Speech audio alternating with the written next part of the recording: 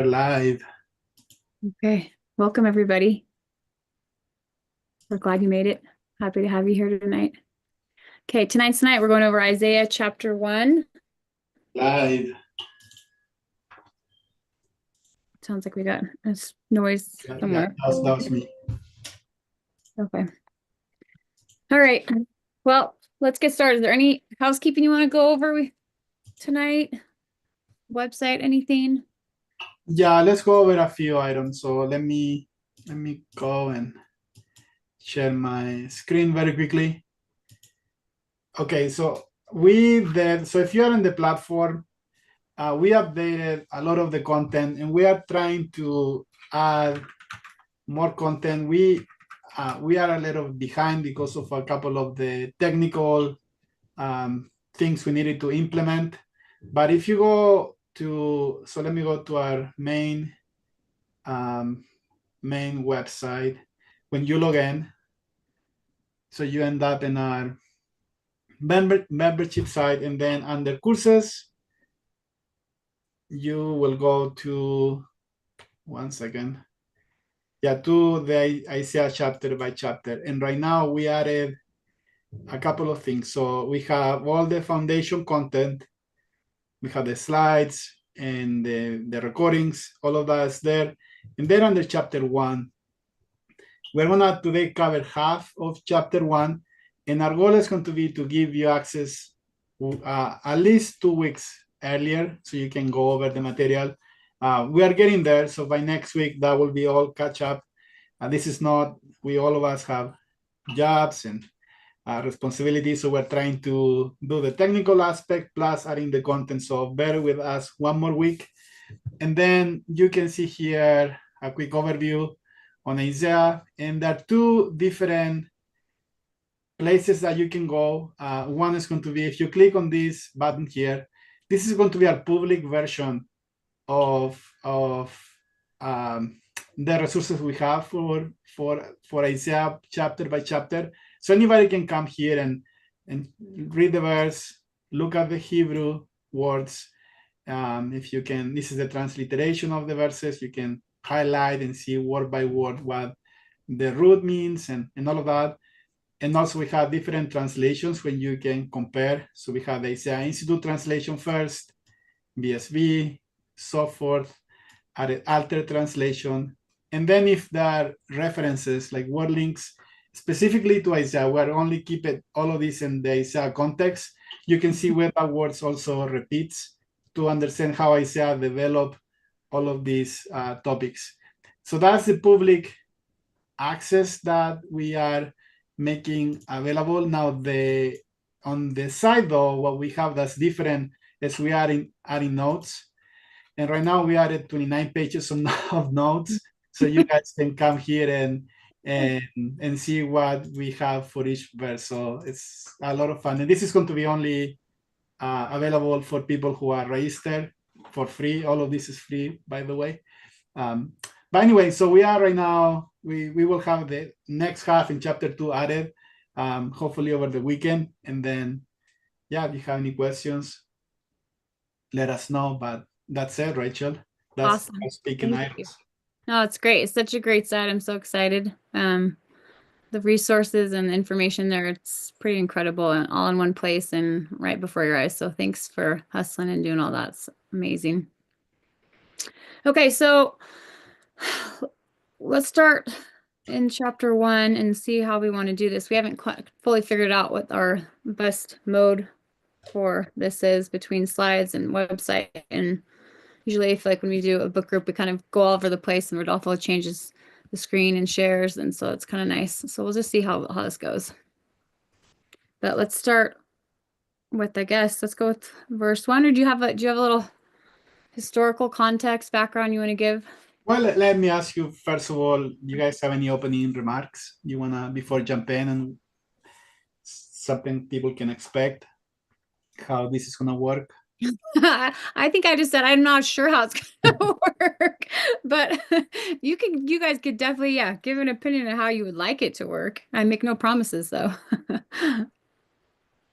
Yeah, Well, I mean, I'm not quite sure either because obviously this will, for those of you watching, this is the first time that, of course, we're doing this sort of format, going through the verses, and so I suspect that as we go along, we'll kind of find a rhythm, and some of the other ones might flow a little bit maybe smoother, but certainly this time we'll kind of be, maybe just doing our best, and we'll keep an eye out for your guys' comments and whatnot in the live feed here. So awesome. And one thing that maybe we're gonna talk about some of the verses, and then there is this principle, and so people who study Kabbalah who understand that almost every truth is always expressed on the foundation level on the, I don't know what is the archetype and the ultimate reality, but they believe that there is a ramification of that then that manifests into metaphors, and then examples, and actually life applications. So that ramification, we want to cover most of that. So sometimes we're going to cover the high level principle, and then we can see how that happened on Isaiah's time, how is it happening again as a pattern in the end time, and then there are other expressions of that idea. And I think the problem sometimes is just limited to one, instead of looking the whole trajectory of those truths. And so bear with us as we try to do that. Also, when it comes to the application for us to see how this applies literal today, always that's going to be for personal interpretation, and personal interpretation always is going to be offered as that. That's the disclaimer. So it's up to you. Then take all of this and then find personal meaning. And we will have opinions for sure, but we don't want to impose one interpretation of how these principles are right now being expressed in our day-to-day. So that's that. Okay. So to show you something very quickly on as a maybe unit. So Isaiah 1 belongs to this little micro unit between Isaiah 1 and 5. And we're going to cover that. Start with a problem. So we have a little bit of bad news first, and we're going to talk about why in a second. But and then also belongs to that other structure, which is a macro structure 1 to 39. And this is, we call this trouble at home. And this is where the people of Judah got into trouble for covenant breaking. And then we're going to see that almost everything that happens is because of that. And that is how everything begins.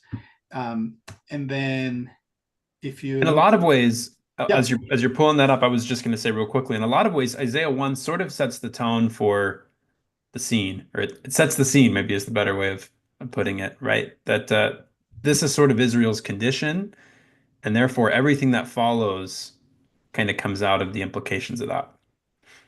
Exactly. Yep. Yeah. Domino effect.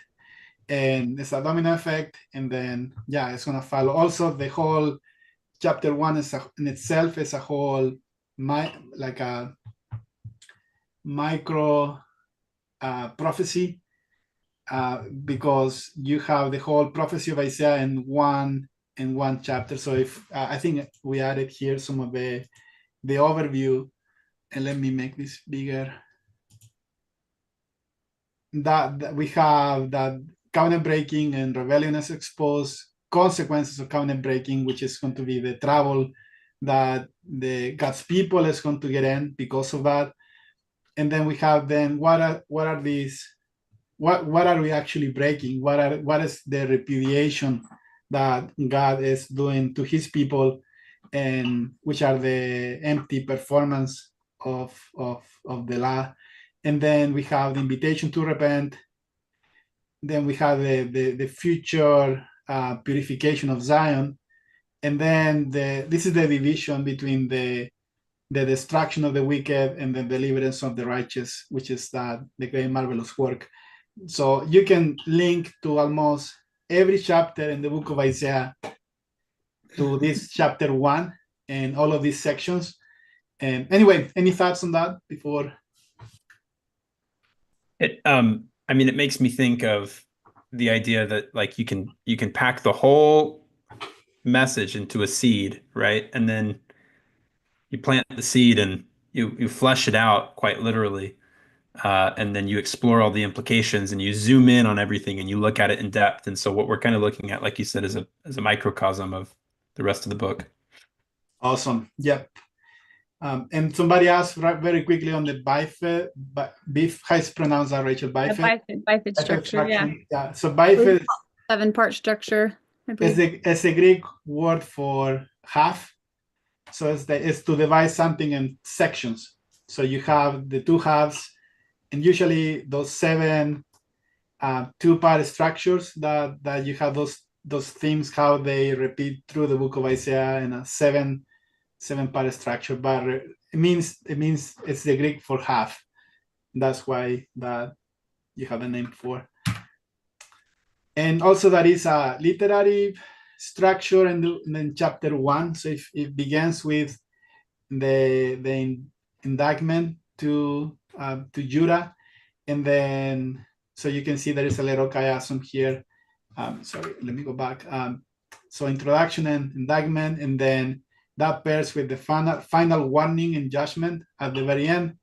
You have the description of punishment and desolation that is coming, which is antithetical, parallel with the promise of purification and restoration. And then we have the idea of worship, and then society, like what was happening in society as corruption. But the main theme is going to be the call to repentance, and offer the Lord a broken heart and a contrite spirit. That's the main theme of this chapter, because if we do that, then there is always the promise of deliverance and restoration. And just to place, I know we talked last week on the historical context, but we are right now setting the chapter 1. Really there is not a specific point in time when we know that was given. We know Isaiah chapter 6 is the first chapter with historical context, and when Isaiah received his prophetic calling. So we assume that this comes from the time of King Uzziah, because there is a couple of references of leprosy, and he is the one who got leprosy, and then Isaiah uses him as a type of the spiritual condition of the people, which will place, but we don't know, that's 740 to 700 BCE. That's the whole book of Isaiah, most of it, first half, but around, I would say around 740, 730 BC. So yeah, that's it. Rachel, you can Okay. take it on. How do we, let's see, I guess do we want to read a verse at a time? Yep. Slides, how do we want to do this? I think that's Okay. maybe a good way to start. Yeah, just Yeah. read it. Yeah. And, Yeah, Cameron, why don't you open this up, verse 1 here? okay, verse 1. This is the vision concerning Judah and Jerusalem that Isaiah, son of Amos, saw during the reigns of Uzziah, Jotham, Ahaz, and Hezekiah, kings of Judah. And we're using the BSB translation, by the way, everybody, for what's on the slides here right now. Okay. Rodolfo, you have a little map there. You want to talk about the map real quick? Yeah, sure. So, it begins with the vision. And so the word is Hazon in Hebrew. And this is what Isaiah saw in the vision. We know it's the vision of all, because the Lord said that to Nephi and First Nephi 14. And then he's quoting Isaiah right after that. So he knows that Isaiah saw the same vision that Nephi saw, and we call that the whole vision, right? But this is what he saw. Now he's using Judah and Jerusalem as a type, and he received this vision during the reign of these 4 kings of Judah. And so the vision partake, and I have here highlight in green, this is the kingdom of Judah. I think King James translate Judea, but the kingdom of Judah was the southern kingdom, and then the northern kingdom was Israel or Ephraim. And we know that we are already past the division of the two kingdoms. Now, the difference of the kingdom of Judah versus the kingdom of Israel is that the kingdom of Judah, they kept the law of Moses, and they really tried to stick to the rituals, and they were the covenant people of the Lord. The kingdom of Israel, they went after other gods. They became very deep into idolatry, and we know that Amos and Hosea are preaching to them, and you can read the language of their prophecy, and they are way beyond corruption. That's why they go. They get captive by the king of Assyria, and they go to the northern countries. But Judah here, although they are keeping the law, they have problems on their own. So that's the context, and we see that the Assyrian Empire is rising to power. So that's the purpose of the map, to just locate where we are as far as location and time. There was a question in the chat about why we're using the BSB and not the Isaiah Institute translation, or maybe another translation for these ones specifically here. Yeah, so right now we're using it for a couple of reasons. One is copyright. This is open source, and so we want to practically use this one. Also, accuracy. We're going to refer to the Isaiah Institute translation for sure. I think we mentioned last week that is a more modernized translation, which we really love. But the BSB will help us to have a little bit more consistency on word links and going after that. So there is a level of interpretative,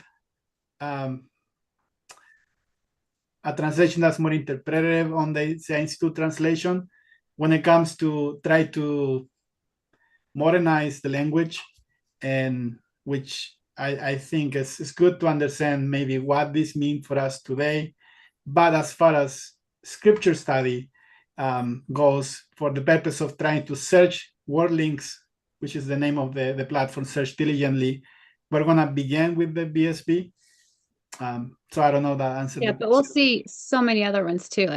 Lots to share, and I think everybody will be pretty happy seeing so many different. And I'm most familiar with the Institute translation, so it's kind of good for me to step outside that and reach some of these other ones and see what the other words are. I can appreciate that. So and I'll keep it open. So if you go to IsaiahExplained.com, chapter 1, so we can go over it as we discuss.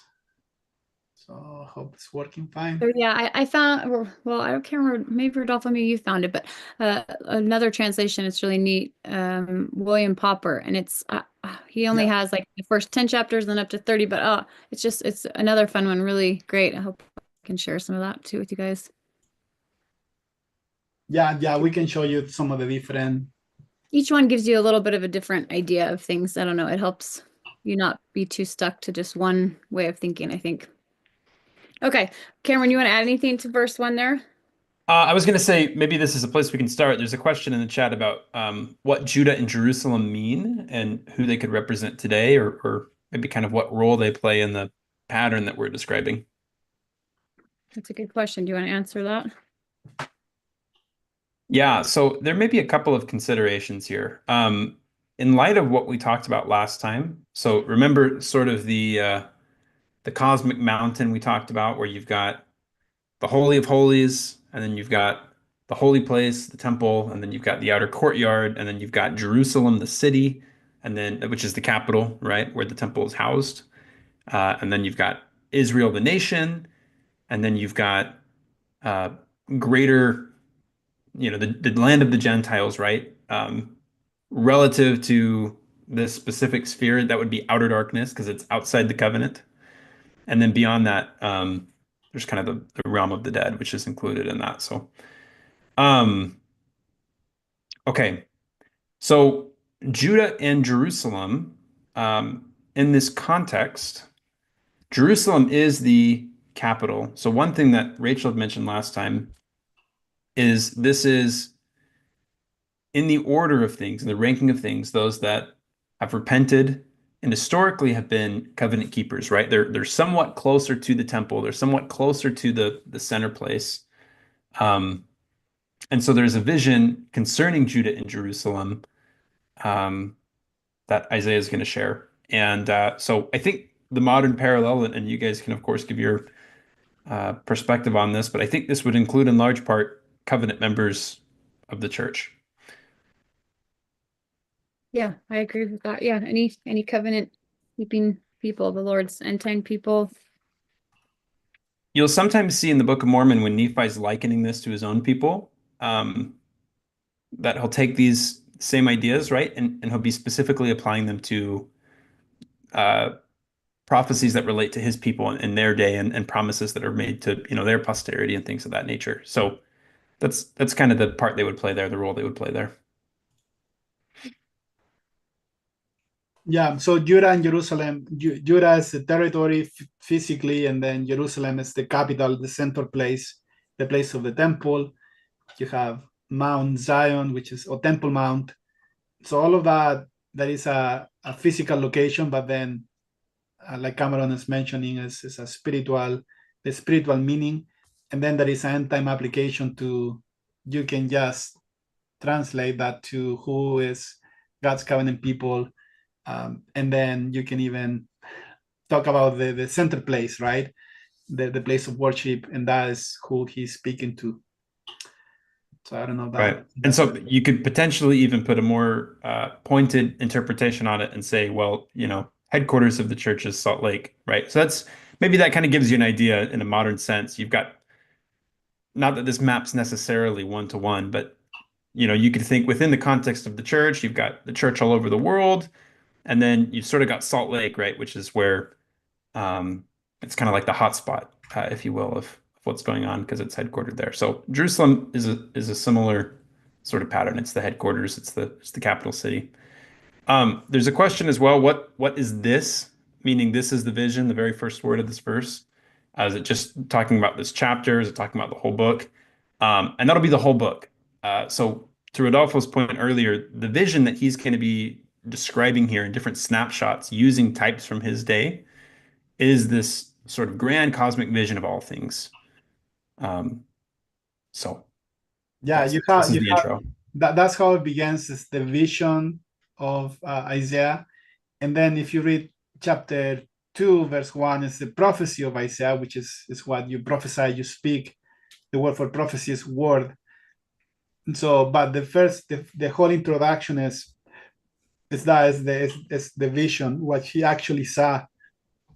And then we know later that is, although he's using the types, right, of the time, we know later that is the vision of all. It's the vision of all things that he saw, and especially that he shows the end from the beginning. And then we can see, like Jesus said, that all the words of Isaiah has been and shall be. So there's also a couple places where you'll see where he's like looking up and talking about things, and then he's looking down, like from as if he was up in heaven and looking down. Like, so you'll see a little bit of variation of where his viewpoint is from in some of these verses as we keep going too. So it's really interesting. Okay, let's hit verse. Well, let's do the whole, you want to do the whole page? How do you guys want to do this? Let's see. Let's go verse by verse and start with this verse by verse. Okay. How about I read 2? Okay. Go ahead. Okay, then Cameron, you go. Listen, O heavens, and give ear, O earth, for the Lord has spoken. I have raised children and brought them up, but they have rebelled against me. Heavens and earth, I just love this here. We're gonna see like a little bit of a call back even to the covenant, the Sinai covenant, as we keep going here. And I think we've talked about this before, where heaven and earth are often called as witnesses to testify because they are there from the beginning of time. They were there back in the creation, back in Genesis. We've got, the heavens and the earth, and here they're called to witness this breaking of the covenant. You can sort of see, to those of you who watched some of the previous stuff that we did, you can sort of see a parallelism, right? Listen, O heavens, and give ear, O earth.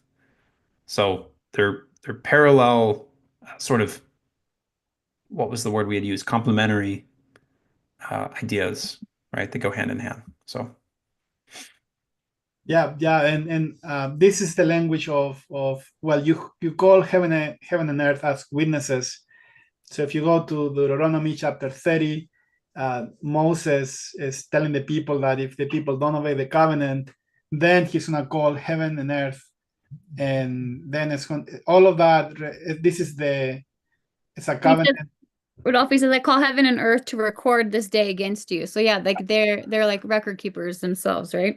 Exactly. Yeah, they are the witnesses. So they are very familiar. The people here are very familiar with what was going on with this language. That what Isaiah is saying, Isaiah is invoking the covenant. He's like a prophet, is a prosecutor of the law, of the covenant. So they come to really enforce the covenant. If the covenant is breaking, then the Lord sent these prophets to talk about that, and that if they don't repent, then this is what is coming. So this is the context, is a covenant lawsuit against God's people, and that's the reference to calling heaven and earth as witnesses. The second parallel, that I have raised children and brought them up, but they have rebelled against me. So we are talking about rebellion here, that the Lord, despite everything that what he has done for his people, then they still they rebelled. And now we're going to learn what rebellion actually means, because it's, in one sense you can say, oh, they keep doing the performance of the law of Moses, so that doesn't count for obedience. But the Lord is going to go deeper into what the problem is.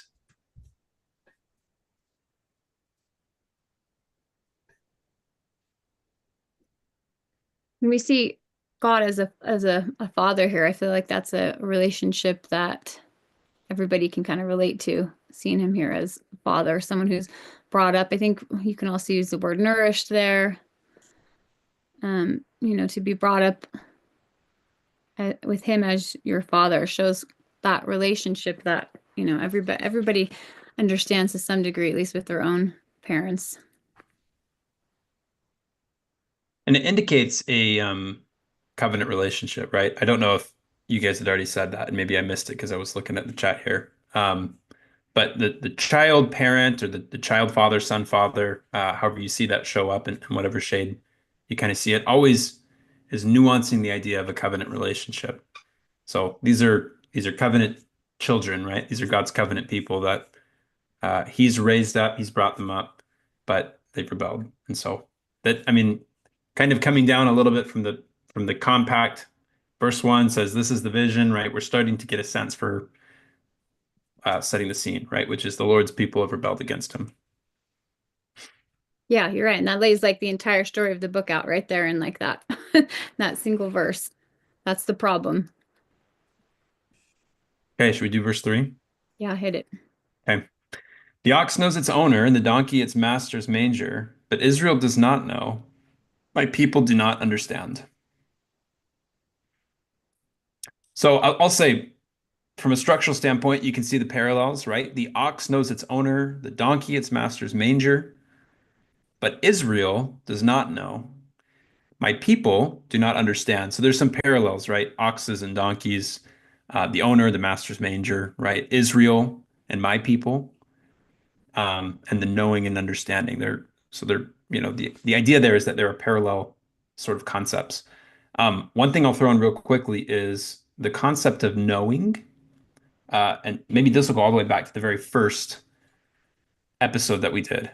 But the concept of knowing, of knowledge, right? It's the place where everything comes together at the top. What this is getting at, knowledge is also related to a covenant relationship. It's sort of the fulfillment of the covenant, right? It's the place where everything in the covenant comes together. So what the Lord essentially is saying is, my people do not know me, right? And you can link this to several things that maybe come up, right? Christ says, life eternal is to know God, and his son, Jesus Christ. And of course, what we see with the parable of the 10 virgins, right, is you don't know me. Jeremiah 31, for those of you that know that one, says the Lord will make a new covenant with his people, and in the last days everyone will know him, right? No one will need to say to his neighbor, know the Lord, for they'll all know me, the least to the greatest. So Isaiah is sort of opening this up, saying, Israel does not know their God.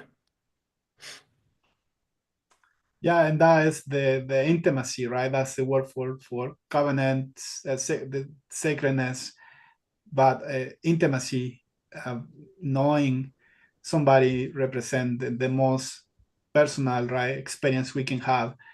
And so I think there is some type of irony here that the oaks, right, this wild, well, they are domestic animals, but my point is that they are animals, right, that they know their owner, they know the master manger, but Israel, they don't know their Lord, they don't have that relationship with him.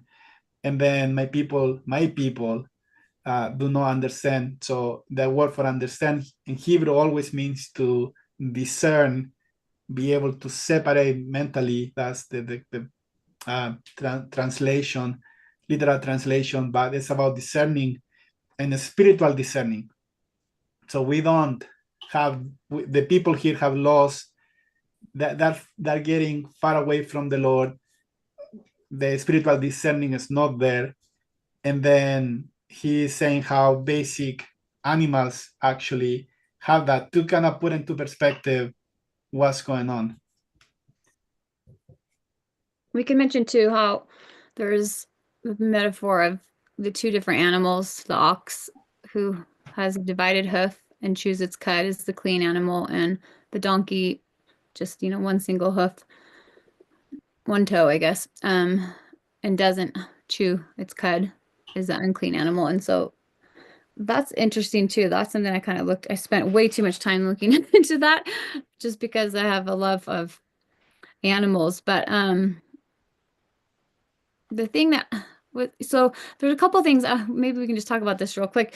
Like what you do with an ox and what you do with a donkey is interesting too, just in relation to this, because I think maybe it's in Leviticus, you're not actually allowed to yoke those two animals together because they're two different sizes, right? Like it's an uneven yoking where one could hurt the other because it's too strong or one's too weak. And so they don't actually go together. They're very different. And the fact that they have the one that's clean, that has this two toes, divided toes. I actually was reading all about that yesterday. That gives them this wider base to stand on and move. Like you see some of those wild goats, so they have the ability to climb the rocks and traverse and go all over the place. And they have also a divided hoof. And it's very different than like riding a horse, where they don't have quite as sure a footing as some of those two-toed animals with the divided hoof. And that's that same word as like the cloven tongues of fire, that separateness, divided, division. The same with, maybe you could tie it to why the chewing the cud is also part of that, is maybe because it's a ruminant animal that brings that food back up and it has to process it again and it's breaking it down. And maybe that kind of goes with like the discernment of going through things until it's been broken down and really, you know what it is for what it is because you've gone through that process and the discernment. So that was just interesting. Lots of fun things there, but I won't spend too much time on it. Yeah, there is a symbolism there on the master manger. Rachel, I think you Yeah, are. let's talk about that. That was cool.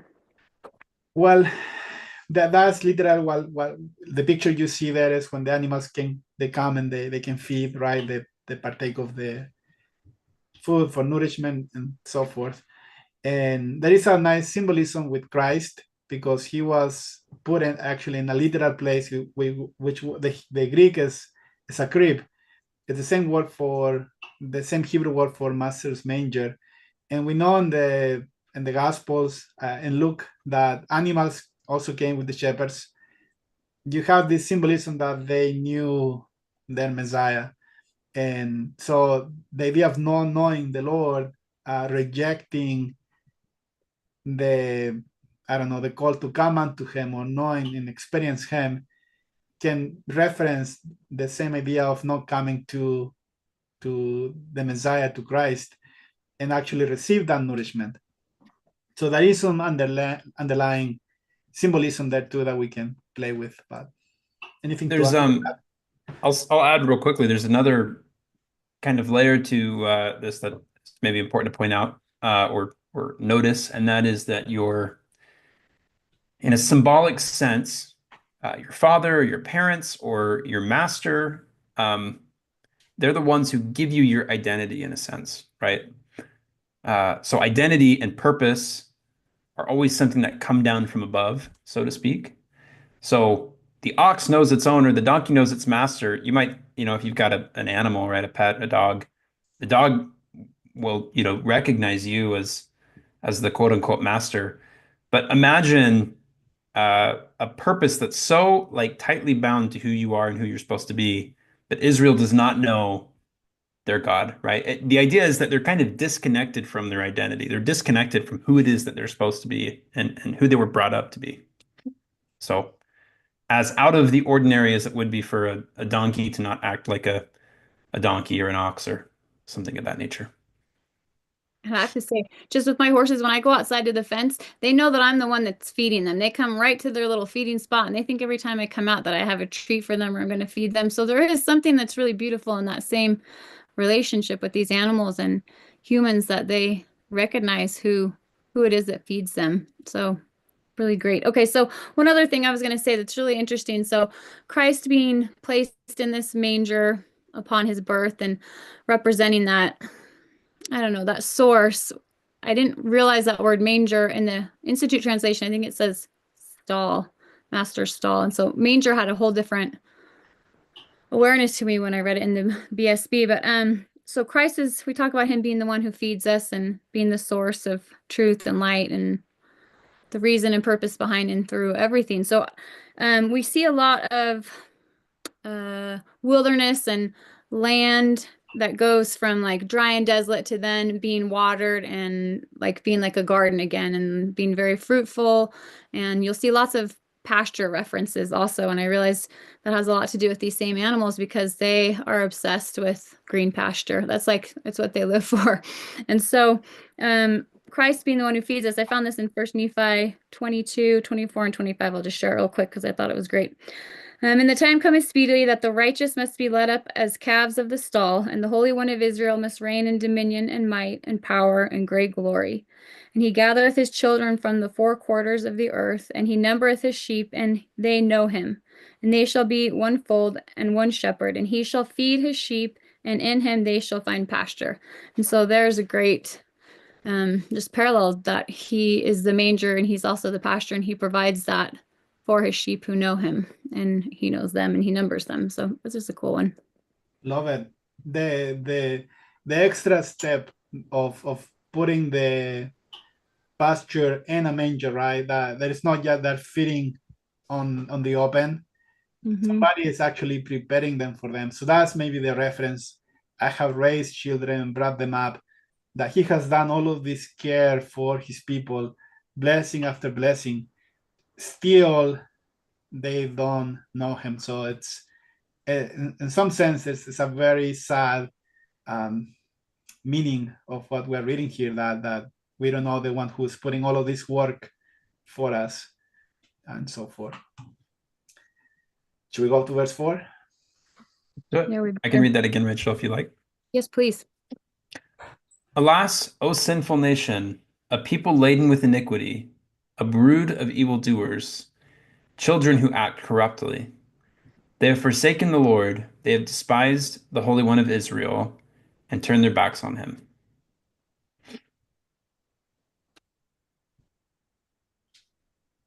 Okay. So more of the same in a sense, right? Yeah, I was just looking at my notes. You can see some of the parallels there. And one thing that I'll say is nice about, if you go to Isaiah Explained, is Avraham does a good job at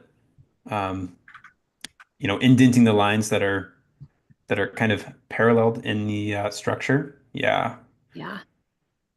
Looks something like that, right? So you can get a sense for where are ideas being repeated and where can you start picking up on word links. Yeah. So you have it begins with this, the nation astray, and then so let's go back here, and then people, so the sinful nation, and the two words here are very important. well, alas, nope. Hebrew. So alas, this is exclamation. It's a prophetic, poetic exclamation of it's like a woe or an expression of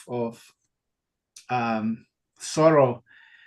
But then you have the word sinful, which is in Hebrew is the word for missing the mark. So they have missed the purpose, the intention. And then the word for nation, and here is the word is goim, goy, which Goy. can be also a reference for Gentiles, to hidden, underline there, although it's not explicit. Most people who cannot read, there is something called the Midrash interpretation. They know that most of the words have dual meaning or a deeper meaning, but there can be a little hint here actually that he's speaking also to this idea of the same word for Gentile, nation, and so forth. But then you have the people who are laden or they're heavy with iniquity, and this word iniquity is a very important word because iniquity in the context of the scriptures always are the dysfunctions that people inherit. Now they continue the same pattern, but there is a dysfunction in society that people are born into it. For example, in the book of Lamentations, chapter 5, verse 7 says that our fathers have sinned, so they sin and are not, and we have borne their iniquities. So you inherit that. And so this represents that this is happening over generations too. So it's gradually happened to the point of right now climax. And iniquities are these dysfunctions that we have to get rid of. These are the traditions that we adopted, the precepts that we assume are doctrine, but they're not. And somehow we need to get rid of them and come back to a true type of worship. Yeah, and that kind of transitions to the next part here. So a brood of evildoers, the way that gets translated in the Isaiah Institute translation is the offspring of wrongdoers.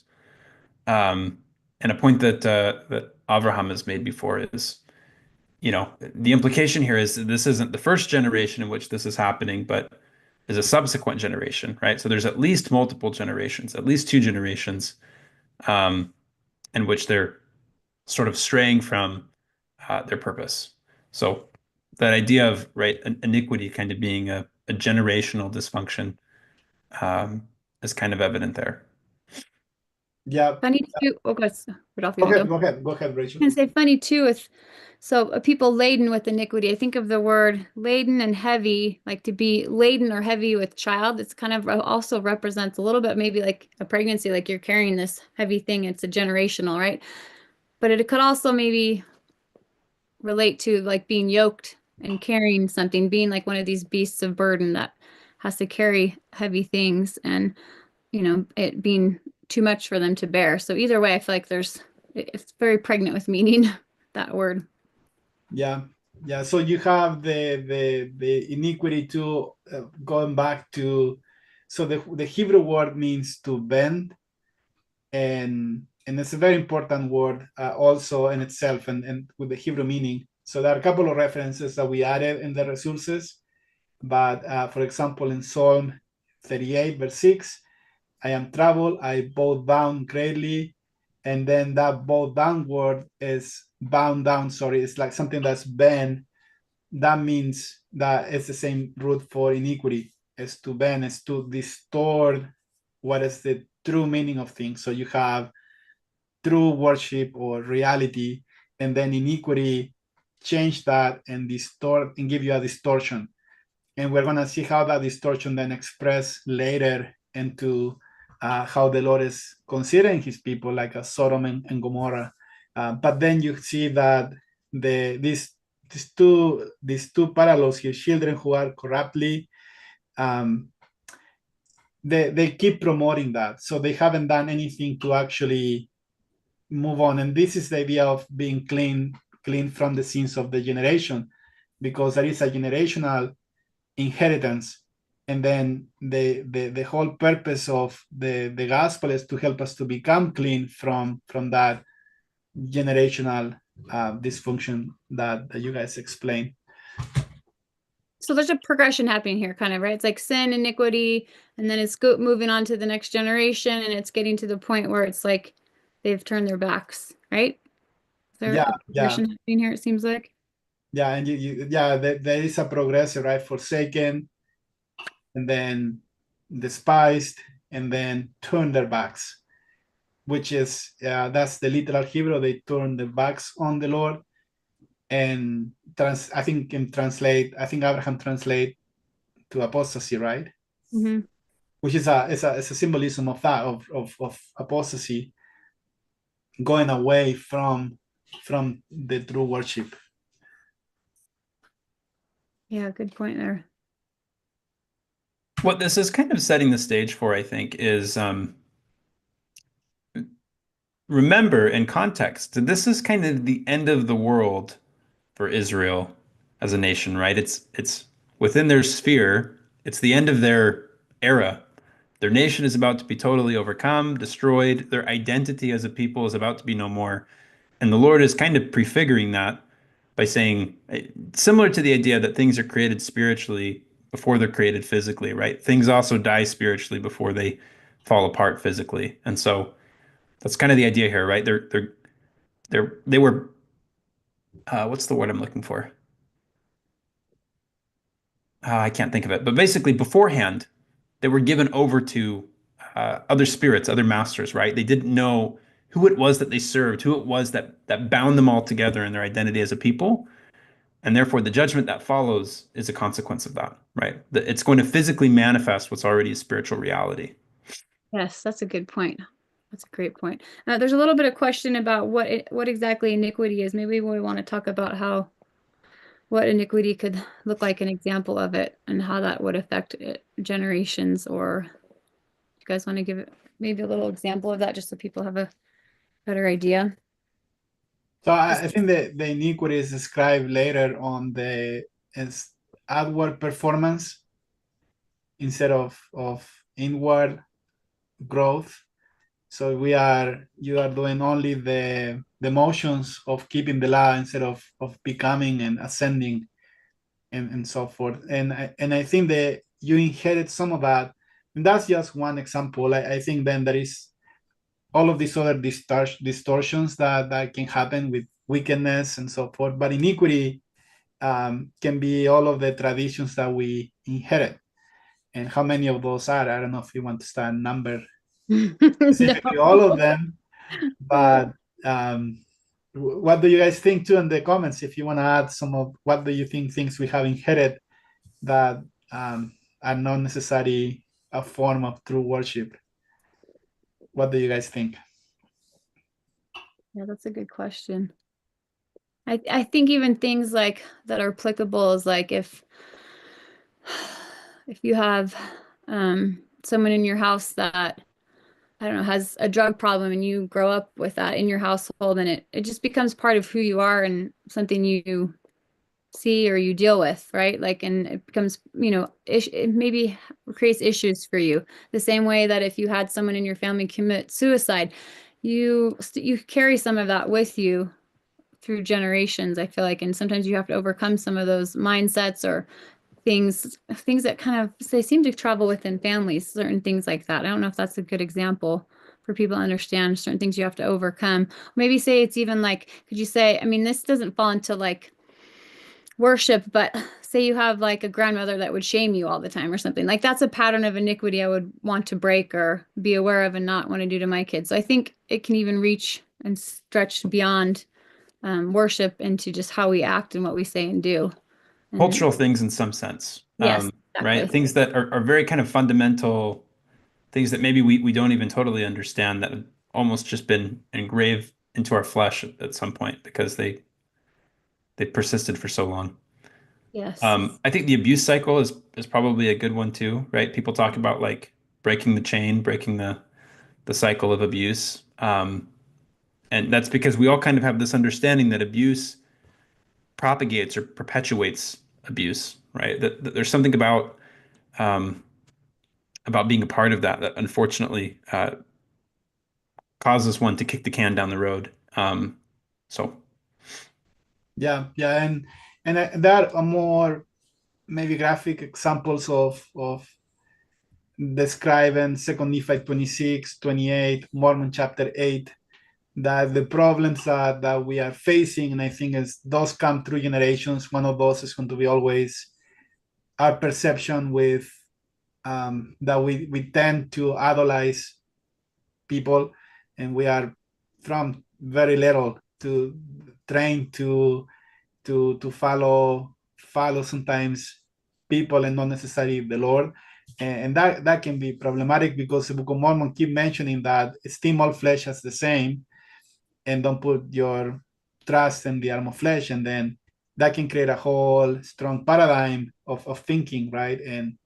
And what it should be, again, true worship can become cult if we are not, if not have a proper relationship with all of these principles. And I think that is a good room and domain to follow and sustain versus to become deceived by thinking that you need to blindly follow. So I don't know if I'm making any sense from that, but those are some of the little things that can play a big factor into our understanding of reality.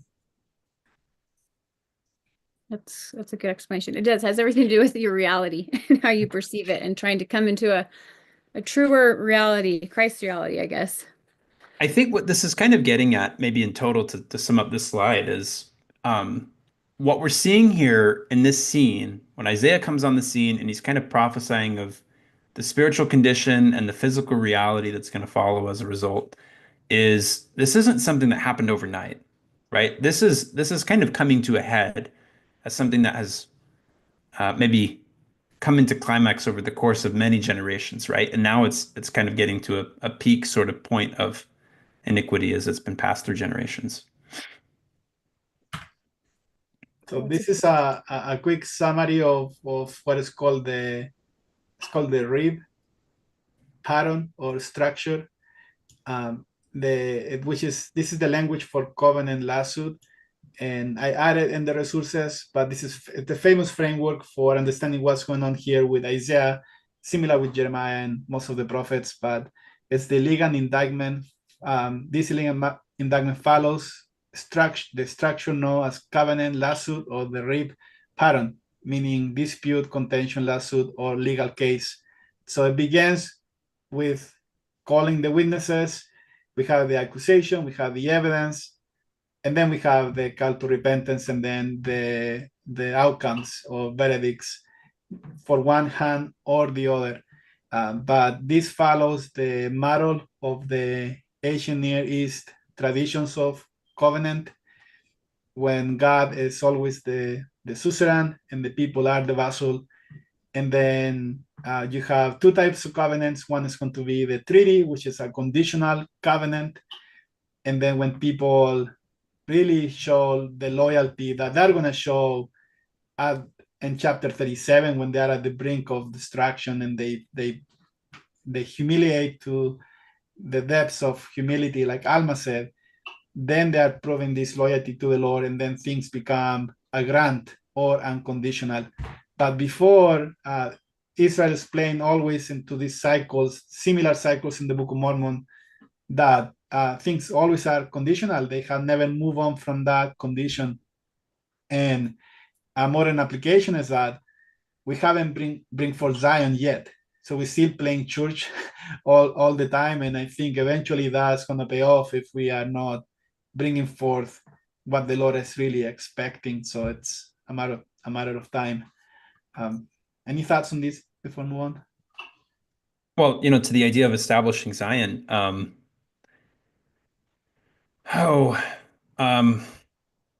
without hopefully taking on an accusatory spirit or the wrong spirit, it surprises me sometimes that as a people I talk to, how I think unaware we are of what it is our purpose is as the Lord's covenant people, what the purpose of the restoration was in establishing Zion and bringing heaven down to earth and being this kingdom of priests that are like unto Enoch's city of Zion. I think that is something that surprisingly isn't even on the radar for a lot of people. So maybe a tradition or precept that sort of taken root. But that I would say is kind of maybe somewhat analogous to this idea of um, beginning to become distant from your purpose or your identity, right? Not knowing your master, his heart, his will, his intention, what it is he wants to make of you, where he's aiming or heading.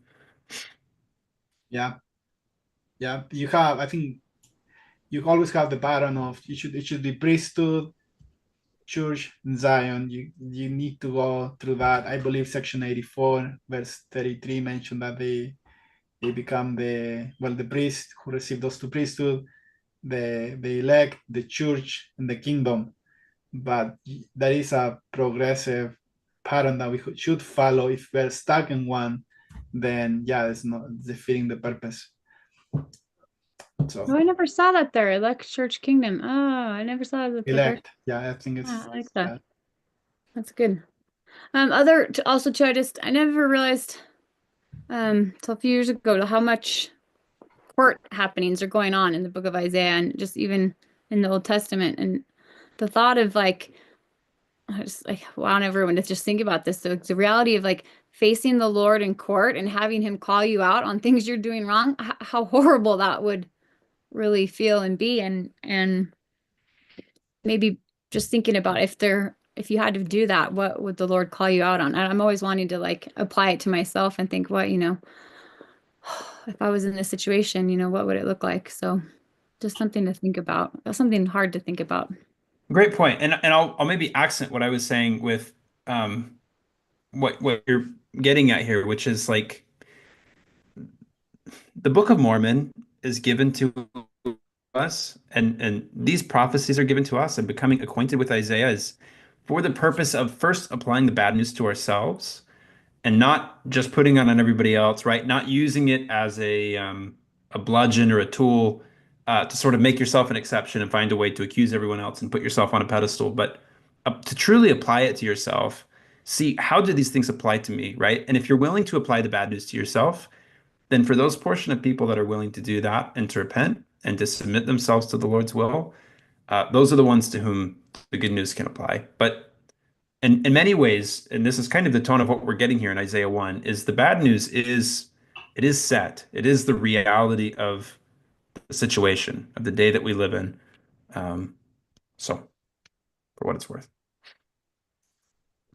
Yeah, and we have the alternation between bad news, good news, and it begins with bad news, move to good news, and then you keep going into both, and that is it's called prophetic swinging or prophetic alternation, because again, he keeps reminding the people one outcome, but then also always the promise of there is hope, you can return, you can repent and come to the Lord, and there is a template for that in the book of Isaiah.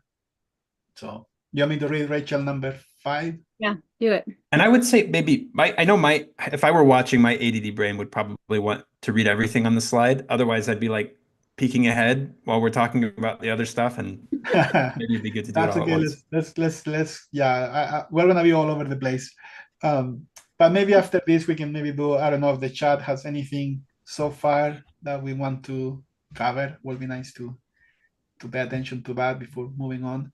But I'll read 5 and then we can keep talking. So this is 5. So why do you want more beatings? Why do you keep rebelling? Your head has a massive wound. Your whole heart is afflicted. So here we see that this again is happening for a while, and I have a list of the travails that Judah went through until this point. If you look at the map again, Judah was this tiny place surrounded by all of these other nations that usually made alliance with them, and they were very hostile to Judah, and Judah was always deprived from supplies and food, and then also the threat of people coming to them because they want to take over Jerusalem and so forth. So the Lord was always threaten them if they didn't repent, and when they repent, he protect them, always preserving them, but still they want more beatings. It's like a very unhealthy relationship with the Lord. So it reminds me of my dog when I read that. Why do you want more beatings? Sometimes they they don't learn. Love my dogs, by the way. I have 3 of them. But yeah, that's the idea. And if you look at maybe today, like for us, I'm thinking that I'm from Chile, but I love American history and how we have go through so many things, well, in the whole world too, with all the world wars, and but also the economy and maybe 9/11, right? Things keep happening, right? And the Lord expect people, maybe now this is the time for them to raise up and turn, but it doesn't happen, and you keep going through the cycle, similar to the Book of Mormon, until it really gets very, very bad, like in Nephi and all of that. Yeah, well said. Here. Really There's I like what. Oh, go ahead, Rachel. Were you going to say something? Yeah, no, go for it. I could comment on everybody's fun things. Go ahead. I was going to say, so I like the Institute translation on this last couplet here. The whole head is sick, the whole heart is diseased. I think it maybe kind of gets at this idea that it's what sin does is it takes root in your heart, and it's something that will kind of deteriorate you over time, right? So it gets at, I think, sort of the disease side of it, the disease aspect. There's also so head and heart are kind of being put on a parallel here. They're distinct, but they're complementary. So one way to think about it, to go back to our pyramid symbol, right? The cosmic mountain. The head is the principle that unites everything together, and the heart is kind of the essence that is what it's made of, in a sense, right? You could also say the head and the body. The body is what kind of expresses the will of the head. And there are a couple of dimensions to this. There's certainly a masculine, feminine sort of symbolism going on. So you could say this applies to both men and women. There's also another sense in which you could say it's the leaders, right? This is coming from the top, as well as, you think of what's the heart of society. What are the maybe core institutions or the things that are the heartbeat of what make the world the way that it is. So Yeah, I think you are all spot on that the head really is symbolic of the hierarchy, right, of the structure of the people, and so that there is a sickness there, and you see that the climax of that is going to be that it's from the head, right, that the little horn rises eventually. So it can be a symbolism that you have this terrible condition, and that then that is this, I don't know, mutation. That's how you say that. So the little horn, which is the Antichrist, right, comes because of that, and the beast with 7 heads and all of that. Anyway, but that is all, again, ramification of the core problem that all of the structures here are becoming sick, and the sickness really is going to be the motivations that the scriptures keep mentioning that people keep falling into, which are the desire for, I don't know, for personal gratification, the desires of the flesh, the desires of praise, priestcraft, and the other one is the desire for power. So that is this sickness that is happening. But then the whole heart disease, but the word disease is faint, and faint always is a symbolism of lack of strength, lack of that Christ never fainted. So you are giving up, right? the weakness, right? We don't have this is spiritual strength, and as we move forward, actually, we see all of this happening in society, that we have and no offense, right? I feel I'm relatively young, but Cameron, you're way younger, but we see that a lot of people, they cannot handle sometimes life today. And that is again expression of, as a symptom of this problem, that we have lost that core, that heart that needs to be strong to function. Also, I would add too that remember it's the heart that receives understanding, right? And we go Mhm. back to the beginning, where he says, "My people are insensible, or my people, they don't understand," and they're not able to understand because their heart is sick. That's Rodolfo. What's the verse where it talks about understanding coming into the heart? In Mosiah chapter 2, King Okay, Benjamin mentioned that yeah. apply your hearts for understanding. Yes. Xavier Yeah. also mentioned that, and 35, I think it's 18 or 19. So I apply don't your have any hearts, notes. open your hearts for understanding. Yeah. Yeah, and so the fact that that is a affected sick area and is not able to receive, just kind of to reiterate that shows us that. Well, Rodolfo, why don't you read 6 for us too? Yeah, from the sole of your foot to the top of your head, again the whole body, there is no soundness, only wounds and welts and festering sores, neither cleansed nor bandaged nor soothed with oil. The soundness is interesting, in relation to the ox and the ass being to like, and mentioning feet here too. Like for those kinds of animals, like they always say about a horse, like its health is in its feet. And so if there's anything wrong with their feet, that's what caused them to be lame and they're not sound. But besides that soundness, I think it's Rashi that mentions it's has to do with perfectness and wholeness. Is that right, Rodolfo? Yeah. Right? So that there's no perfectness or no wholeness is probably a better word for that, from the head that's over everything to the feet that are under everything and the heart that's in the center, like the entire thing. Like it sounds like the Lord's ready to just wipe everybody out. It's like, time of Noah, and it's like everything's crept, it's a problem, we're going to start over. And so I think about that every time I read this, which is super sad. But what else can you guys add about the healing of wounds or the taking care of wounds here? But let me go back to the top of your. So in Deuteronomy, this is chapter 28, verse 35.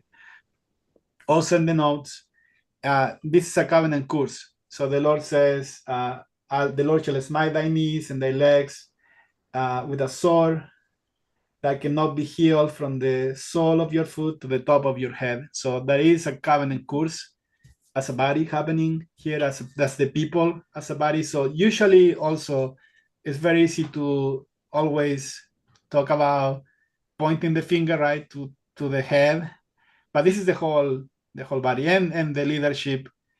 All institutions are expressions of the spiritual condition of the collective. So it's not just one group. There is a whole whole body that is accountable for this and so forth. So, and then the idea of soundness has to do with whole, but then also the opposite of that is deformities. So, in the book of Leviticus, you cannot act as a priest even if you were a Levi if you had any type of deformity. And so then what it's saying here is that because there is no soundness, there is no wholeness, Christ came to make whole people, then they cannot act in their capacity of priest. So there is the lack of intercession. A priest provide intercession for the people, but now this condition doesn't allow that to happen. So that's Also, on the first half. so to tie into that, Rodolfo, I mean, if we go back to Sinai, I mean, the whole point, the Lord wanted to raise his people to become a kingdom of priests, right? It's like he wanted them to rise to this specific, you could say, rung on Isaiah's ladder and perform roles as saviors to help other people. And so I think that's the biggest thing I have noticed coming back to this chapter 1 again and looking at it. Rodolfo, could you share like the very last slide? I wasn't going to end up using it, but now I can't remember it off the top of my head. You talked about the soundness versus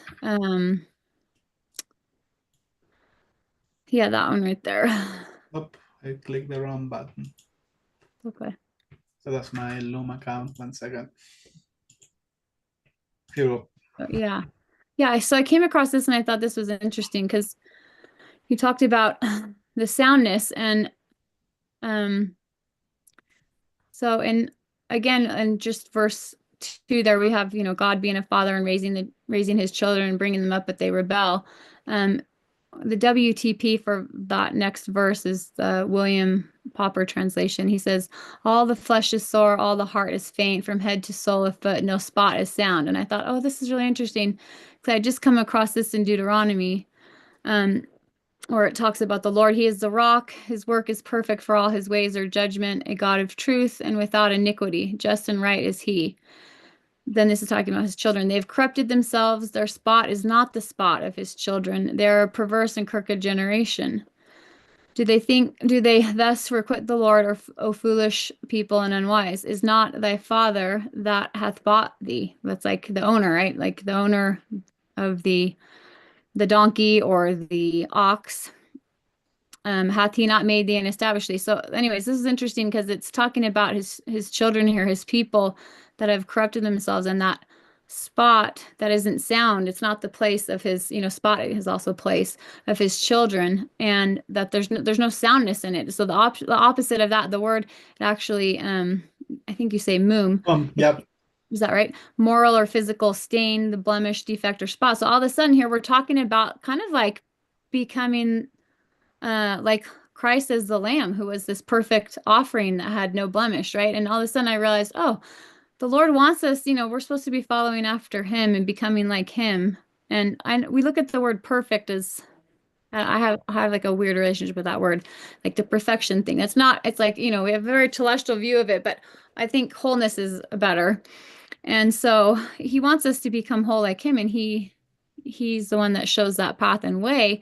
And so I just realized, oh, like the whole purpose is to become like he is and to become that pure offering, without, defect, spot, or blemish. So yeah, those are the archetypes that Christ actually performed his miracles, the healing, right, of the people who were the mum, the one who had defects.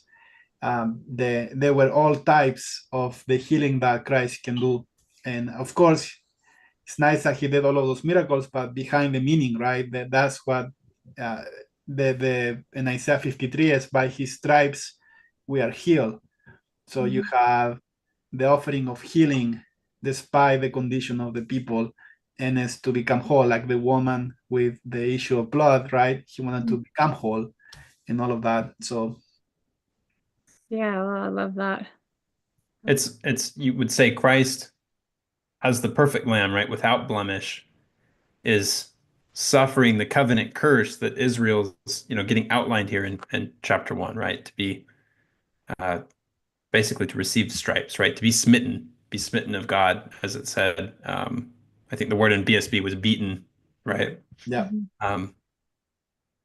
So anyway, there's maybe we're getting 52 chapters ahead of ourselves here, but there's a redemptive sort of seed that's planted here, and we'll kind of come back to this a few times all throughout. But the idea is that Christ is he's sort of absorbing or willingly taking upon himself or suffering the covenant curse that Israel has incurred, right? The full weight, the full momentum of it, and is metabolizing that in a sense.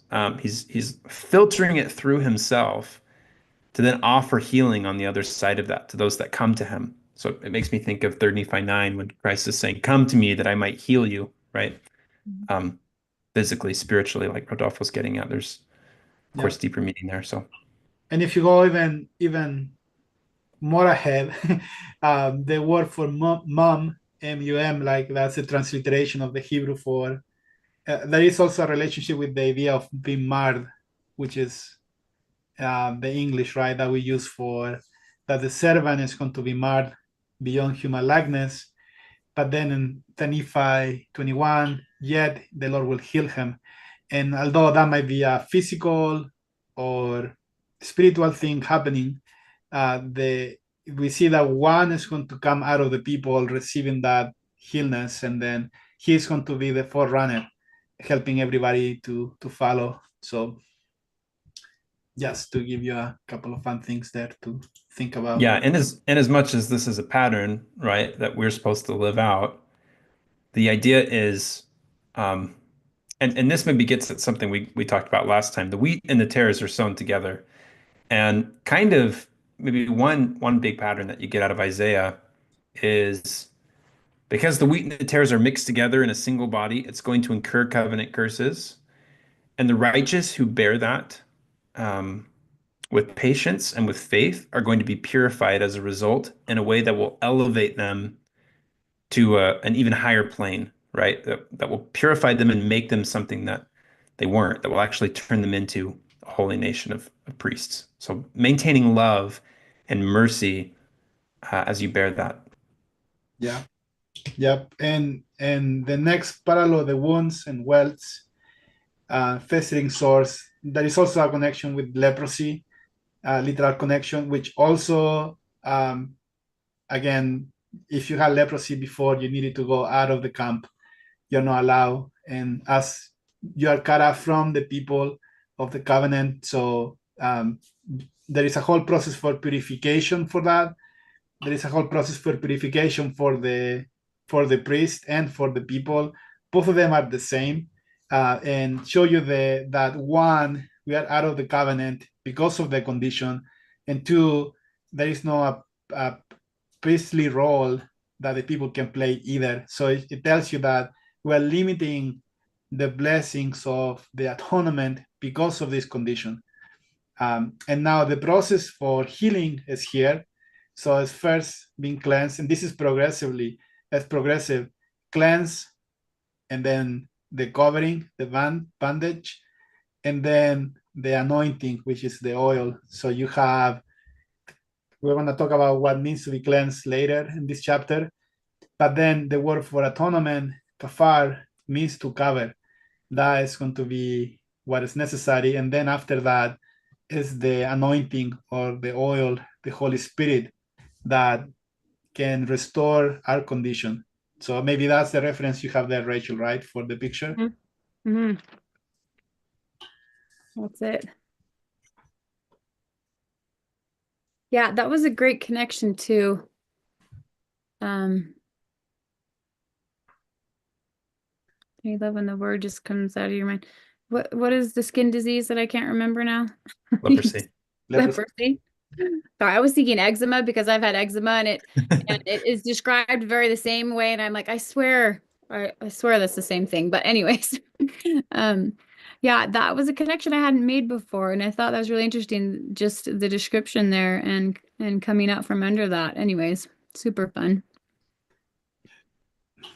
Okay, we are in 1 hour and a half. Well, we're not, but Okay. so to let you know, 6 verses, so we can keep going. Right. Do you want me to read these 3 verses here? Yeah. Let's discuss. Yeah. Your land is desolate, your cities are burned with fire. Foreigners devour your fields before you. A desolation demolished by strangers, and the daughter of Zion is abandoned, like a shelter in a vineyard, like a shack in a cucumber field, like a city besieged. Unless the Lord of hosts had left us a few survivors, we would have become like Sodom, we would have resembled Gomorrah.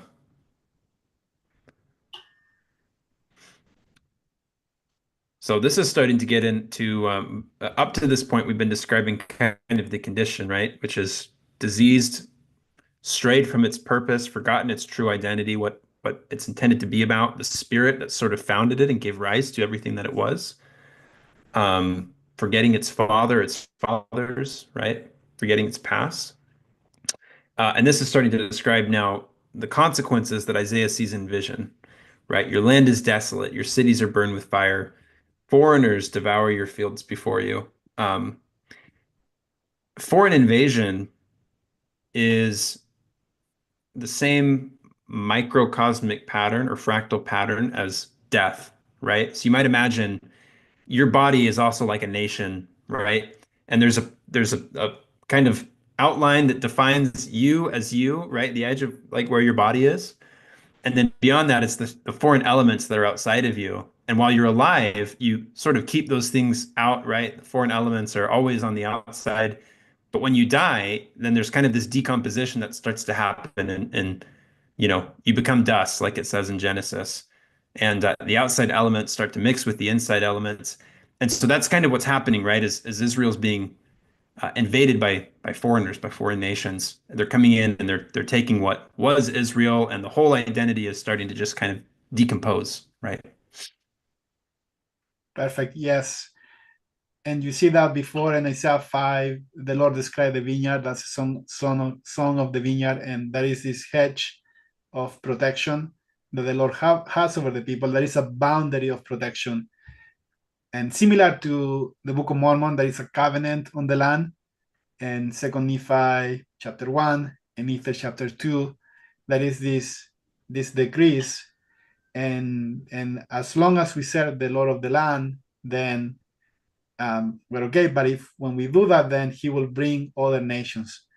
And if we think that this will never happen here, right, that he is speaking specifically to God's end time people. So, and this is prophetic perfect. So it says, speaking as if already happened, your land is desolate. And now it's not my land. So that is this now separation, right? The degree of separation now from, it's your land.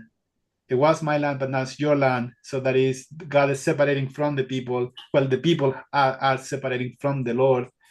But then because there is no protection, then it's going to happen everything here. So you see desolation, fire, and invasion. And that is been prophesied that will happen.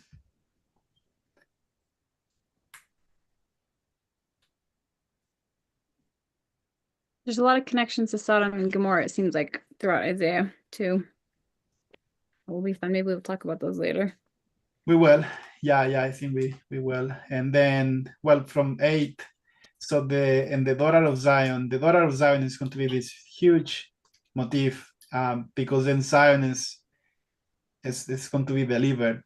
And so a fun note that in Hebrew there is no article. So there is a good paper called the Daughter Zion, and that I really like what that means, because it's the metaphor of a daughter who is Zion. So sometimes it's confusing, the daughter of Zion, but it's the daughter of Zion technically, and that there is a metaphor of this represents something vulnerable, right? That the Lord always take care of his daughter, or bride too. That is the metaphor for bride. And then Zion, again, that is the city of God. In Moses chapter 7, that's the city. Christ is the king of Zion. So that's the idea of kingdom and kingship, the pure in heart, right? All of that. And that is, right now, there is some type of, contrast between what that should represent versus right now the condition that's going to be this exposure to these strangers who are coming. Instead of knowing the Lord, right now we're going to see strangers coming in, and it's abandoned. Now, this happened, literally happened. That, go back to the map very quickly. So you have here Jerusalem is the type of the daughter of Zion, and then people are going to flee Jerusalem to Egypt south. And then almost everybody is going to go south when the Assyrians are coming. That's the foreign enemy of the time. And then again, staying in Jerusalem, it was technically suicide because they have not the military capability to face the Assyrians. So really, the only people who stood there were the people who 100% rely that the Lord will deliver them. And everybody else is going to run away. So that's why you have this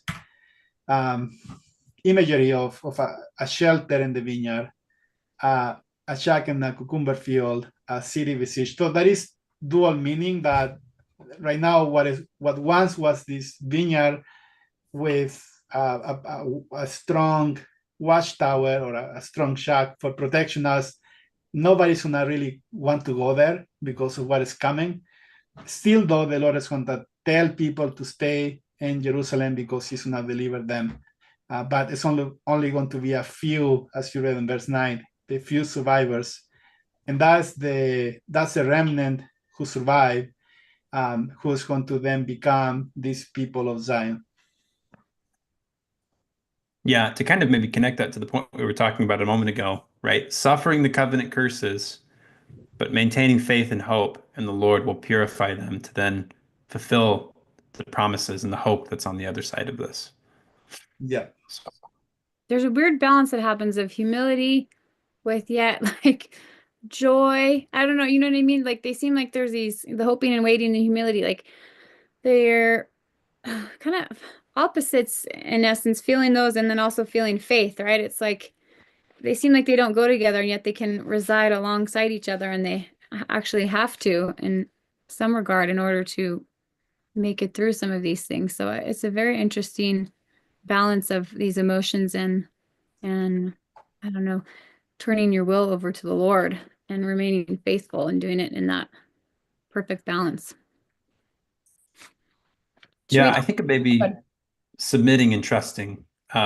Maybe that's the principle that would account for both of those. When you're proud, are you willing to submit? Are you willing to trust the Lord's purposes no matter what happens? And then when it does happen, right, are you willing to trust that it's for your good, as he told the prophet Joseph in Liberty Jail? Yeah. Oh, well, there is. I'm gonna take a page of Cameron's. I think in Narnia, and I haven't read the book. My wife told me this. That I think they're running from the witch, and they go to this tiny, I think, cabin, something like that. Mm-hmm. They go for refuge, and it represents really something very no protection at all. But then I think the phrase that is mentioned that the inside is larger than the outside, representing that tiny place, the center place, will become eventually larger or more protected than to be outside, which is the same symbolism here of this shelter. And all of these shelter and shack, although they represent right now something that's going to be abandoned, is still the idea of covering. Again, the word for atonement, a temple, something that the Lord can protect. But you will have to trust in Him really, and don't be afraid of the noise that's going to really come. And that we're going to see how that actually play out through the book of Isaiah. And then the last reference here of, well, the Lord is going to left a few survivors, but the Lord of hosts, so that's the name of the Lord here that Isaiah is using, reminding the people that he has the host of the armies of heaven. So he's still in charge.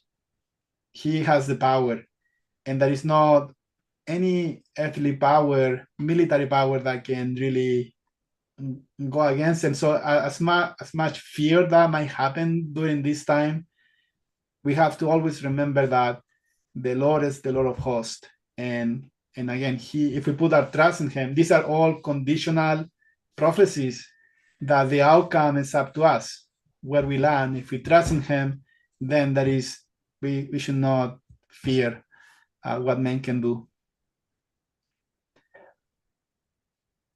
There's another point here in verse 9, right? Had the Lord not left us a few survivors, then we would have become like Sodom, we would have resembled Gomorrah. So there's this notion that they're receiving the same judgment and destruction that Sodom and Gomorrah received, right? And the connection point would be, well, it's because they're living the way that Sodom and Gomorrah lived, right? They were committing the same sins and they had the same beliefs and attitudes, and it was a type that they were fulfilling in that moment. And we see that later in Isaiah 3. The Lord says they can't hide their faces, right? It betrays them. They flaunt their sin like Sodom. And what was the destruction of Sodom, right? It's described as being kind of this fiery destruction from heaven, right? And so you could speculate and say, well, what could that look like in the modern era? I mean, it could be something natural. It could be a nuclear holocaust, right? We're certainly capable of that sort of thing now. So Yeah, those are going to be in Isaiah 22, excuse me, the Elam and the arrows that he's gonna, and that's what really Isaiah that he is showing his emotion for what he's seeing that these arrows are going to do to the people. And there is a fun connection when we get there to the precious metals that the Lord has, which you can make the case for nuclear holocaust. But so that is for sure one. I think another fun connection is in Genesis chapter 13. The Moses is saying that they refer to Sodom and Gomorrah like the garden of the Lord. So there is a parallelism there to the garden, who then became corrupt. And then you can say, okay, Sodom and Gomorrah represent these sexual sins that the people today have. I would say that is, again, a ramification of that.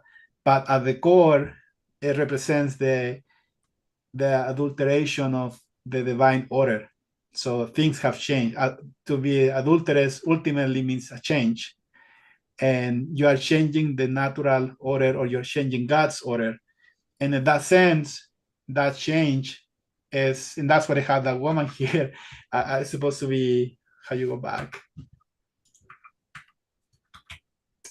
which is the idea of Babylon, the counterfeit system in Revelation chapter 17. And we're going to spend more time talking about that later. But this, to me, that we have assembled right now, Sodom and Gomorrah, which is, again, that counterfeit, anti-Zion, if you wish, system.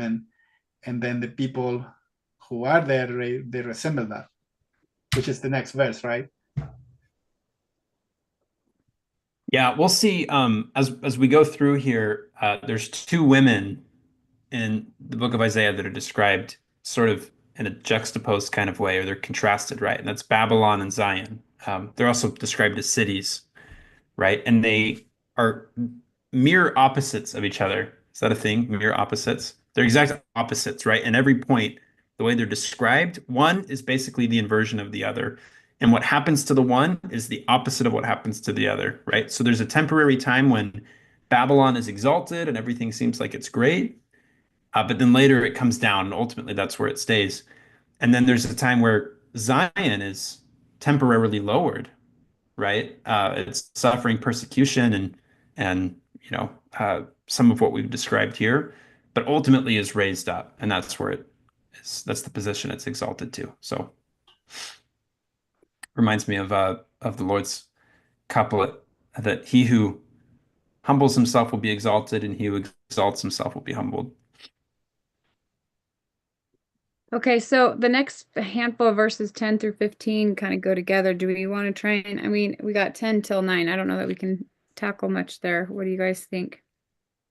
We can read them all and then maybe give a summary until maybe the top of the hour. Sure, let's do that. Okay. Okay. Hear the word of the Lord, you rulers of Sodom. Listen to the instruction of our God, you people of Gomorrah. What good to me is your multitude of sacrifices, says the Lord. I am full from the burnt offerings of rams and the fat of well-fed cattle. I take no delight in the blood of bulls and the lambs of goats. When you come to appear before me, who has required this of you, this trampling of my courts? Bring your worthless offerings no more. Your incense is detestable to me. New moons, Sabbaths, and convocations, I cannot endure iniquity in a solemn assembly. I hate your new moons and your appointed feasts. They have become a burden to me. I am weary of bearing them. When you spread out your hands in prayer, I will hide my eyes from you. Even though you multiply your prayers, I will not listen. Your hands are covered with blood. This is pretty intense. Yeah, huge downer. So, I mean, what stands out right here first in verse 10 is the Lord is now comparing explicitly his people to Sodom and Gomorrah, right? He's saying, you who were my people, have kind of devolved to this level. You resemble them, and so there's kind of a, I don't know if play on words is exactly the, it's not a play on words.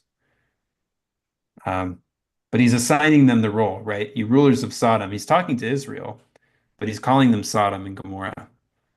Um, and then is saying their sacrifice, their worship has become perverted.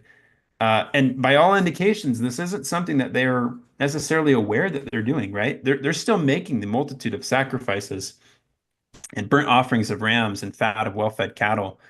And they're going and they're spreading their hands and multiplying their prayers. And from an outward sort of perspective, as far as they're aware, they're still practicing their religion, right? They're not aware of the spiritual condition to which they have descended.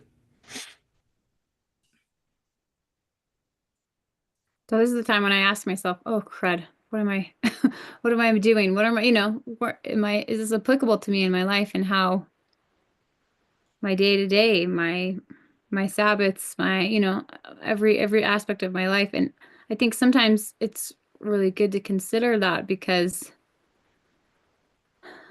a lot of times we don't actually know what it is that the Lord wants. So we think we're doing what he wants, or we think we're doing what we're supposed to be doing, or we're checking off a list. And I think it really requires some self evaluation and coming to the Lord to find out. And I by no means have this figured out yet. But coming to him to find out what it is that he wants and requires of us, and are we doing it? He goes after the whole sacrificial system here and the whole worship of the holidays, and Isaiah just goes after this is the whole livelihood of the people. And before going there, very quickly, hear the word of the Lord. So the word here, always there is a covenant component to that. Hear, all people of my church, hear of isles of the sea. So he's talking to covenant people here. Now hear the word of the Lord, and the word is gonna come through God is gonna send somebody. In this case was Isaiah, but in the end time, somebody's gonna come to declare this word to the rulers of Sodom. Now the Hebrew word Sodom means to burn, and Isaiah's gonna play from now on this idea of like a burnt offering, but also there is in Isaiah 57 the reference to burn after lust, which also Paul mentioned in Romans chapter 1. To those who change the natural order, he's applying the idea of Sodom, which is burn after lust. And again, the lust here is not necessarily a sexual sin more than the idea of Babylon. And she is the ultimate whore. She is the ultimate counterfeit. And then the instruction here is the law. This is the word for Torah. And so it's going to be a way out. We're going to receive a law, which is already embedded in all the scriptures. That is the way out of the situation. And then again, now the Lord started doing these rhetoric questions of, what are you doing, right? You're doing all of this stuff. And the Lord hates sacrifices without meaning. It's just blood. Like I think in Psalms 51 mentioned that how much he hates the smell of blood, the stench for him, if there is no meaning behind.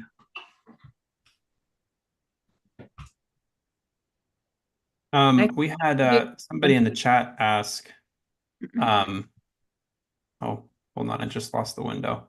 So Leslie asked, is that like the people in Jeremiah who thought they would never be destroyed because they had the temple? Exactly. Absolutely. Yeah, we've got the outward things that we find security in, right? These things that are supposed to be means to an end, we're now treating as the end in and of themselves. And it gives us a sense of security, but it's a false sense of security. Christ also frequently applies the indictments of Isaiah to his own day, right? To what's going on with the Pharisees. And so if you need another kind of data point to triangulate on the meaning here, then they're also an example of this sort of thing, right? Very focused on the outward appearance, but to the point of missing the spirit and the heart of it. And of course, the implication is, as this has an end time context and an end time application, that that applies to us as well, or I does in the added, end time. Yeah. I added comments on more details of what all of this is. You have the burnt offerings, which suppose, again, this is a contradiction of Sodom, which also means burn, but the burn that the Lord wants is something that can make it to heaven, right? Acceptable. And then the fat of well-fed cattle. So the fat was something they needed to also put in the altar, but then they start spending time feeding the cattle so they can become bigger. So then the fat can be richer, which tells you that again, how you spend your time sometimes, instead of focusing on something more simple, which is that broken heart, that contrite spirit. And then this is what Rachel said here, because now he goes after you have the new moons, which is they celebrate every new moon. There was a sacrifice involved. You have the Sabbaths, and then the convocations, which are the 7 holidays feast, and all of them have the meaning for the people to really align with the Lord and bring forth that fruit that he expects, that righteousness. And I think this is a good verse here with the idea of the temple, because the Lord is the one who commanded people to come to appear before him. And 3 times a year they needed to go, and the Lord said, you should bring the people come before me, and 3 times a year.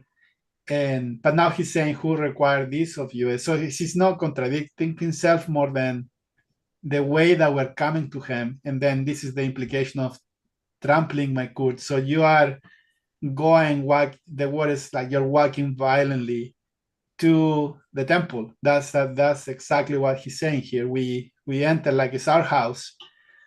In contrast to what the Lord told to Moses when he was in holy place, he told him to take the sandal of his foot. He was in holy place. There is a respect, a worship that needs to precede just the entitlement of getting into the holy place and all of that. So that's the attitude of the people he's repudiating. And then in Jeremiah chapter 7, to Leslie comment that this is when verse 4, the Jeremiah is saying, don't listen to the deceitful words that this is the temple of the Lord, this is the temple of the Lord, this is the temple of the Lord.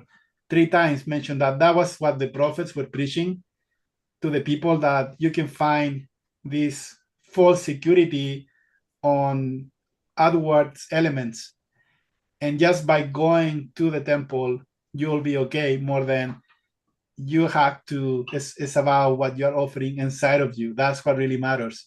Of course you have to also do the performance, but you cannot just do the performance without the becoming. That's my last comment, by the way. This idea of new moons, by the way, maybe this is clear in some other translations, but in Isaiah Institute, for example, it renders this monthly, right? Your monthly meetings, and regular feasts, right? Your regular meetings. So the idea is that these are the things that are happening on a normal cadence, that have gotten rote as well, right? Just going through the motions. There's the life in it has kind of started to fade, and it's just an outward performance at this point. You have last comments, Rachel? Just real quick, the trampling of the courts is important. I think there's this great temple imagery in here that we can apply. I mentioned maybe before, I can't remember if it or not, but I realized he's talking about the courts being trampled, and if, as Cameron kind of described, the temple and the mountain, being the center place, and you have all these other places relegated to different people and different categories as you go out. I realized, oh my gosh, he's saying we're only in his courts. We're trampling the courts. We're supposed to be in the Holy of Holies. You know what I mean? If we're supposed to be progressing and be like Christ, we're there to see him, right? And I realized, oh, he's saying that we're just in the courts and we're trampling. It's like we have barely made our way inside of the temple, whether, a physical temple or your body temple. The point being that we haven't progressed through the stages. We're stuck in one, like the beasts of burden, and we're just trampling them. And to me, that I don't know, it was a big eye opener and kind of a sad eye opener at the same time. But yeah, I don't know what else to say with that. I will add that there is a how-to that the Book of Mormon mentioned, First Nephi 13, verse 40 and 41, that we will know the points of his doctrine, so we will know how to come unto him. And then also in First Nephi 14, 15, 14, and Doctrine and Covenants 93, verse 19, the way to approach to the Lord, there is a how-to step process instead of just advancing and emotion, that we do a lot of motion thinking that because we're doing the motion, we're doing the thing. And the law of Moses has always is the lesser law, always has been the outward performance. Abinadi mentioned in Mosiah chapter 13 that the law of Moses was a law of ordinances and performance. So if that's all we do, then that is the law of Moses. But if we start actually, the idea of burnt offering, forgot to mention this, the word for burn also means to ascend. So if we are taking all of these, and I have actually a quick diagram of everything they needed to do. The purpose of all of that was so they can ascend to a higher spiritual level, and that's a higher law. So today, if all we do is just partake of outward practices, but we're not ascending, then that is the repudiation that Isaiah is mentioning, which on the maybe overall scale we are guilty of, and it has to change really for us, like Cameron mentioned, to bring Zion. So I think one big takeaway from this is, and I'm not saying, by any means that everyone that is listening to this has done this or is guilty of this. You're probably not, but it can be easy to develop an attitude that the end time judgments apply to everyone else. You can sit in a Sunday school lesson and talk about the second coming and how great it's going to be because all the wicked are destroyed, but all of us are going to be okay, generally speaking, right? Largely speaking. And by virtue of, right, almost participating in outward ordinances on their own. And again, not saying everybody has that attitude, but in a loose sort of sense, the spirit of that is definitely there. And I think what a study of Isaiah opens our eyes to is the fact that just because we are the Lord's covenant people doesn't mean we are ipso facto clean from the blood and sins of our generation, right? And as a matter of fact, it is the transgression of the Lord's people that is what incites or invokes his covenant curse, which starts with the Lord's house. It starts with his people, and then it moves out to then ripple through the rest of the world. Yeah, they're the catalyst, right? For the good and for the bad in the end time. So let's see. Where are we on time? And comments here real quick. We're just after 9. You guys have any more kind of wrap-up thoughts you want to do to those verses? no, I think we're kind of hit it, yeah? Good. Yeah, there's a little bit better news at the end of chapter 1 here in the second half we'll get into next time. But that's kind of the message of Isaiah in a sense, right? There's the bad news and there's the good news. And like we said earlier, applying the bad news to yourself is the place you have to start in order to kind of qualify and see the good news. But the good news is there. That's and right. it works.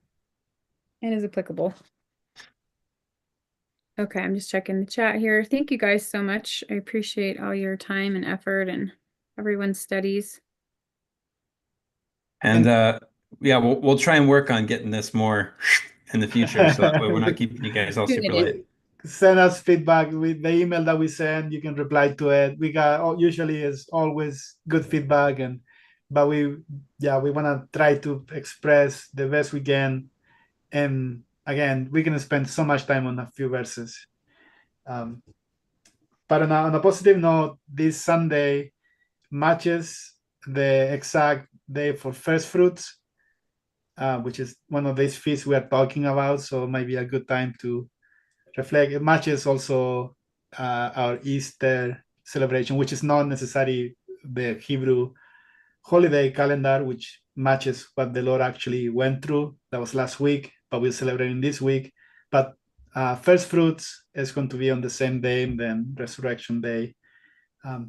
Anyway, just give it a thought, and it's always good to see what that can mean for our lives to present the first fruits to, and because all of that is a shadow of things to come and a shadow of things that needs to happen in our own lives.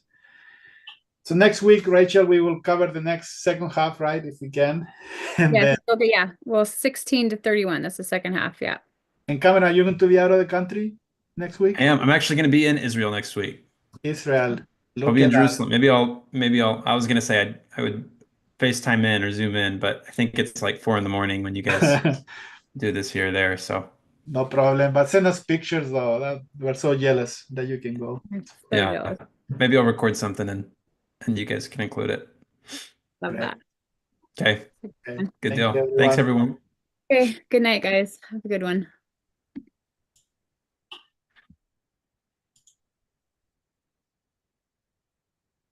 I'm done.